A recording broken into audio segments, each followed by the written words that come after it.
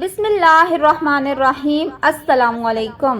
حضرت موسیٰ علیہ السلام کا ایک امتی تھا جو بہت زیادہ غریب تھا، کئی دن فاقوں میں گزار دیتا۔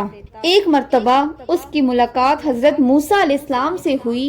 وہ کہنے لگا، اے موسیٰ، آپ کلیم اللہ ہیں اور کوہ طور پر جا رہے ہیں، میری طرف سے اللہ تعالیٰ کو عرض کریں کہ میرے آنے والی ساری زندگی کا رزق مجھے ایک ہی بار میں عطا کر دیں تاکہ میں اچھی طرح زندگی گزار سکوں۔ حضرت موسیٰ علیہ السلام نے اس کی فریاد اللہ تعالیٰ کی خدمت میں پیش کر دی۔ اللہ تعالیٰ نے اس کی فریاد قبول کر لی اور اس کو چند بھیڑ بکریاں، گندم اور کچھ مزید چیزیں عطا کر دی۔ اس کے بعد حضرت موسیٰ علیہ السلام اپنے روزانہ کے کاموں میں لگ گئے۔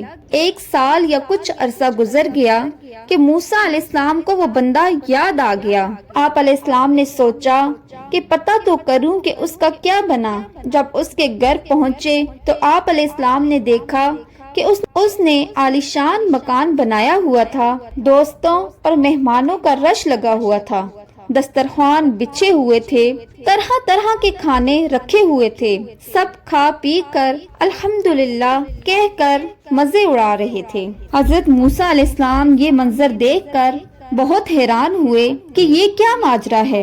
کچھ دنوں کے بعد کوہ طور پر اللہ سے ملاقات کی تو اللہ پاک سے فرمایا، اے پروردگار، آپ نے اس بندے کو جو رزق دیا تھا وہ تو بہت کم تھا، لیکن آج اس بندے کے پاس کئی زیادہ نعمتیں ہیں۔ یا اللہ، میں یہ سمجھنے سے قاصر ہوں، بے شک آپ خوب جانتے ہیں۔ تو اللہ تعالیٰ نے فرمایا، اے موسیٰ، بے شک وہ اس رزق کو اپنی ذات پر استعمال کرتا تو اس کا رزق وہی تھا جو اس کو ہم نے دیا تھا۔ میرے اس بندے نے میرے ساتھ نفع کی تجارت کی ہے۔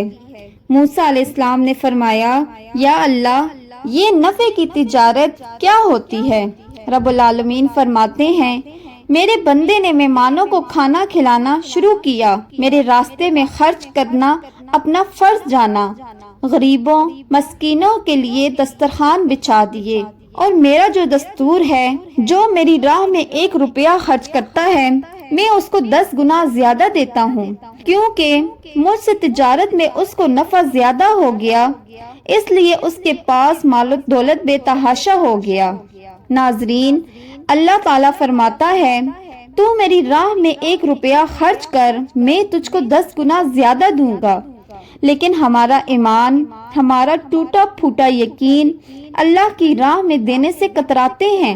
جب کوئی سوالی ہم سے سوال کرتا ہے تو ہم اپنی جیب میں نوٹوں کے بجائے سکے تلاش کرتے ہیں۔